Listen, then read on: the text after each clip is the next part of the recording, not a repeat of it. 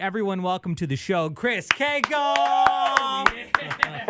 How are you, buddy? Hey, I'm wonderful, man. How are you? Fantastic. So let's start off by talking about where you've been. I mean, there's been a lot of questions. 2004, you were diagnosed. You had polyps and tears and all sorts of craziness on your throat. Ordered 60 days of vocal rest. You didn't sing for 3 months, all that craziness. So what happened, where you've been, and what you've been doing? We want to know. After all that went down, I went back out on the road and just kept going. I just wasn't really sold on the surgery idea. Sure. And, during that time, it's no secret. I was signed to Virgin Records. I was moved to Capitol Records. And, for the longest time, I had to answer a bunch of questions from programmers and radio guys about the support or lack thereof from Capitol. And, of course, in that situation, you have to say and do the right thing because they kind of own you. Sure. I just got to a point in my life where I was like, man, I wasn't happy with who I was, and I wasn't happy with the way things are going, and so I just kind of stopped, Sure. And in the process of doing that, it was very scary, but it was one of those things where, look, there's nothing in this world that's worth losing yourself over, and so I just kind of shut it down. And, it's amazing. I did it and I was afraid. And I think God kind of, when you do those moments and you have those moments and you step out on a leap of faith kind of to redress some wrong things about you in your own life, I was living a dream for most of my career and my life had become kind of nightmarish. Sure. So I just said, you know what? I got to get back to me. I got to get back to that guy that everybody talked about, his passion and his drive and his determination. And in the process of doing so, I had a group of people called Capitol. We talked. They let me go. And when they did, a group of people named Bigger Picture, a partnership firm, kind of came into my life, and we started talking a little bit. Man, I was watching their track record. Of course, the first guy that they were involved with on a big level was Zach Brown. They've had 9 number ones in a row with the guy. Now they've got a guy named Craig Campbell who's out there doing really well with a new hit single called Fish. Absolutely. And we just released our first single. And, it's funny because I was a little nervous. I was a little scared. But the thing that I'm so amazed by is if you look at the start of this thing, you go back through my career and look at my career, you'll see that I was top 10 most added maybe 6 or 7 times. Sure. I've been top 10 most added 4 weeks in a row, man. And it's like, oh, my gosh, these guys are for real. So I'm super, super excited. I moved to Oklahoma a couple of years ago. I started building a ranch and met a girl. We dated for a couple of years and had some children. And of course, we did it backwards. We had kids and got married. I didn't think I'd ever get married again, and she was okay with that. Sure. But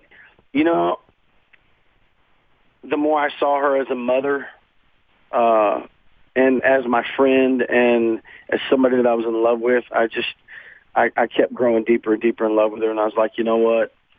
This is the girl. This is the woman. And so we got married in December. I have a beautiful stepdaughter named Chloe. I've got my little one sitting next to me trying to read a book upside down. She's 16 months old. Her name is Stella. And then Kay took Piper. We got a 7-month-old. Kay took Piper to see her grandparents, and then Kay, one of her dreams was to finish her degree. So she's like really close to it, and she's finishing her degree during night school. And so she's at school right now, and I'm at the ranch. And Stella and I just came in to call you guys. We've been out in the barn. I've been building a huge barn, and we've been out in the barn staining 600 pieces of 2x6 tongue and groove all day. She's been out there in her little stroller just talking out loud. And it's funny because the song came on the radio today while we were out there, and she kept looking at the radio and looking at me and looking at the radio and looking at me. Trying to figure it out, yeah. I think she's kind of getting it. But everything's great. Everything is wonderful, and I'm happy, and I'm blessed. I've got a great family. I've got a great ranch out here with some horses. It gives me a lot of balance.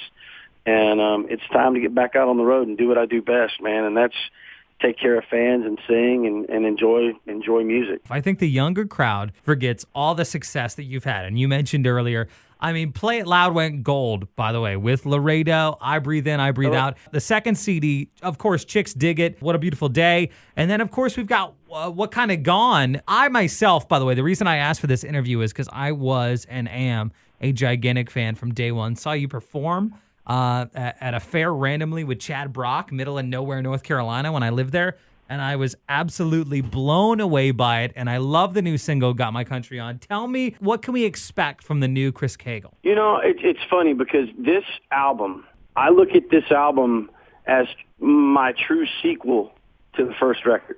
This album is being made with a group of people who, they're like, look, we don't care. We just want it to be great, and we want it to be you. I don't want to jinx it, but I just watch. Just watch and see what happens. And remember this conversation because I have I got a feeling, and I've got a feeling. I got a feeling 3 years from now we're gonna be in a really different place with the opportunity to play some really big shows. Ooh, hang on one second. My daughter's hollering at me. Sure. Yeah. She's like, come here, kiddo. I'm sorry. Come here, baby. I didn't mean to walk in there without you. Come on, pumpkin. Ooh, you have a poopy diaper. Wow. Okay. Hang on. I'm going to set her down and walk away. This is not a typical record deal. I'm a partner. For them to go, hey, Chris Cagle,